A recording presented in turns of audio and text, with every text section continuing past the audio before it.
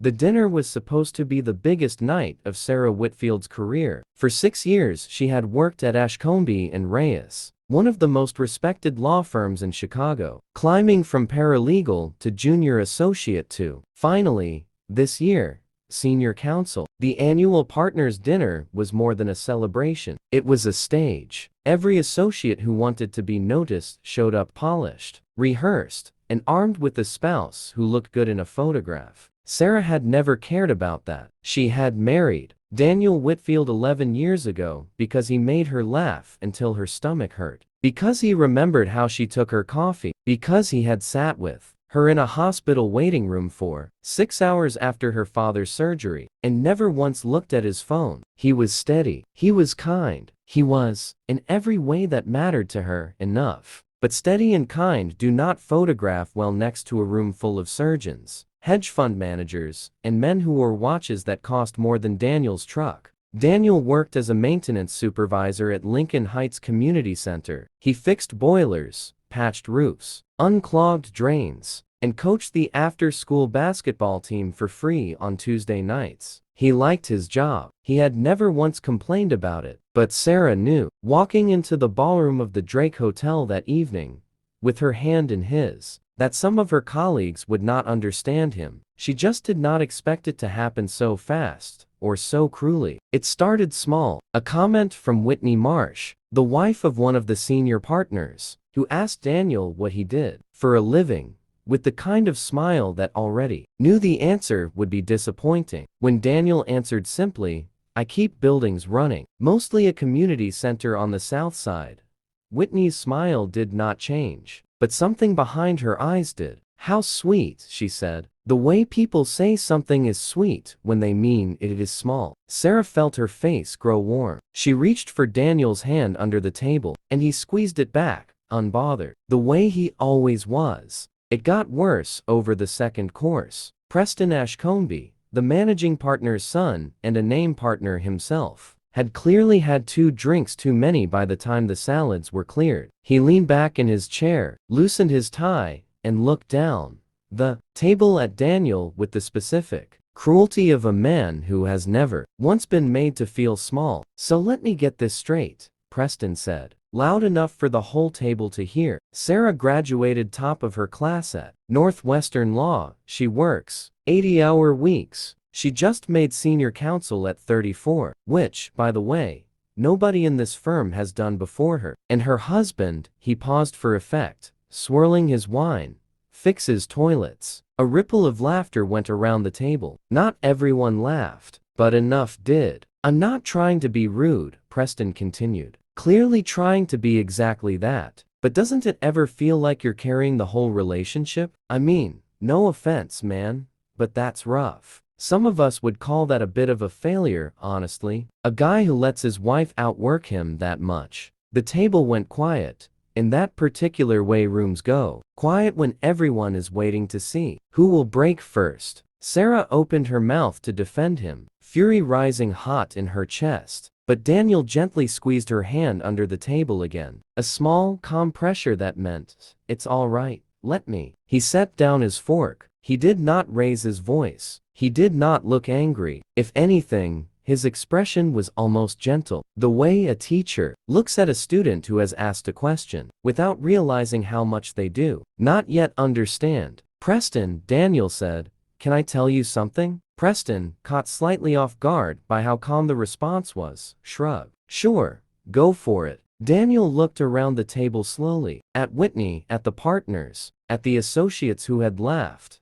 and then back at Preston. 14 years ago I was a cardiothoracic surgeon at Memorial General, he said. "I had a corner office, a parking spot with my name on it, and a schedule that meant I saw my wife maybe 4 hours a week. Back before she was my wife, I was good at it, genuinely good. I saved a lot of people." The table had gone very still, and one Tuesday morning, "I made a mistake during a routine procedure on a 9-year-old boy named Caleb Reyes," Daniel continued, his voice steady, without a trace of self-pity. "It was a small mistake, the kind you make when you have not slept properly in 3 days. Because you have." back-to-back surgeries, and a hospital that will not staff you properly. Caleb did not survive the mistake. No one at the table moved.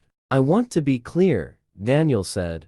The review board cleared me. Legally, it was not negligence. Statistically, it was the kind of outcome that happens in medicine, rare, but real. But I was the one holding the instrument. I was the one who had not slept. And I had to drive to a house in Pilsen 3 days later and tell a mother and father that their son was not coming home, and answer their question of why, knowing the honest answer was that I had been too tired to catch something I should have caught. Sarah had heard this story only once before, on their third date, in a diner at 2 in the morning, when Daniel had cried quietly into his coffee and told her he did not think he deserves to operate on another human being again for a long time, maybe ever. She had never once heard him tell it to anyone else, not his own parents, not his closest friends. She realized, watching him now, that he was choosing to tell it deliberately to this table of strangers who had just called him a failure. I left surgery 6 months later, Daniel said, not because anyone forced me to, because I could not trust my own hands anymore. And in that line of work, trust is the whole job. I went to therapy for 2 years. I thought about giving up medicine entirely, honestly giving up on doing anything that mattered at all. And then I started volunteering at a community center on the south side, just fixing things. Because fixing things is the one skill I had left that I still trusted myself to do without hurting anyone. He paused, and for the first time, his voice softened even further, not with sadness now, but with something closer to quiet pride. 3 years ago, a 12-year-old boy at that community center collapsed on the basketball court during a Tuesday practice. Cardiac arrest, congenital defect, nobody knew he had. I still remembered my training. I did compressions for 6 minutes until the paramedics arrived. And that boy is 15 now, and he plays point guard for his high school team. I did not save him because I am a hero. I saved him because I stayed close enough to ordinary, unglamorous work that when the moment came, I was simply there, with my hands still capable of doing something useful. He looked directly at Preston. So when you ask if I feel like a failure watching my wife succeed, Daniel said, the honest answer is no. I feel like the luckiest man in this room, because Sarah married me after I lost the only identity I thought I had. And she never once made me feel small for choosing to spend my days fixing boilers and coaching kids who don't have a lot of people showing up for them. I traded a corner office for a boy named Marcus, who now has a jump shot and a grown man to call when things get hard at home. I don't think that's a failure. I think that's the first thing I have gotten right in a long time. The silence that followed was not the silence of embarrassment. It was the silence of a room that had just been quietly, thoroughly humbled. Whitney Marsh was the first to speak, and her voice had lost every trace of its earlier smile. I did not know that, she said softly. I'm sorry.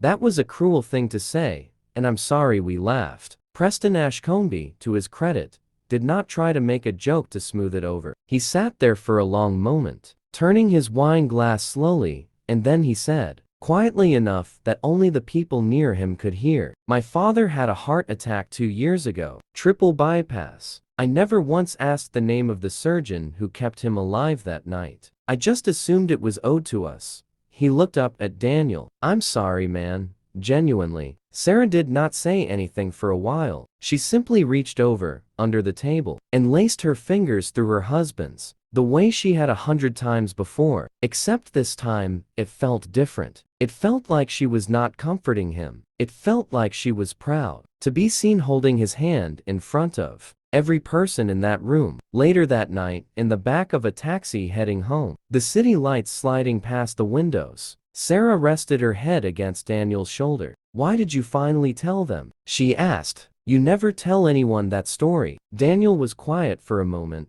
watching the street lights blur by. Because I spent a long time being ashamed of it, he said. I thought if people knew, they would only ever see the mistake, not the 12 years of showing up afterward and trying to be useful in smaller ways. But watching Preston call me a failure tonight, I realized something. The story is not really about the mistake at all. It's about what a person decides to do the day after the worst day of their life. I did not need his forgiveness. I did not need this table's approval. But I think I needed to finally say it out loud without being ashamed of it, in front of people who thought they already knew exactly what my life was worth. Sarah lifted her head and looked at him, her eyes shining. You never once told me you felt ashamed. All these years. I didn't want you carrying it, Daniel said simply. You already carry enough. She kissed him then, slow and full of something that felt larger than the moment, larger than the dinner, larger than every quiet insult that had been thrown across that table. For what it's worth, she whispered against his cheek,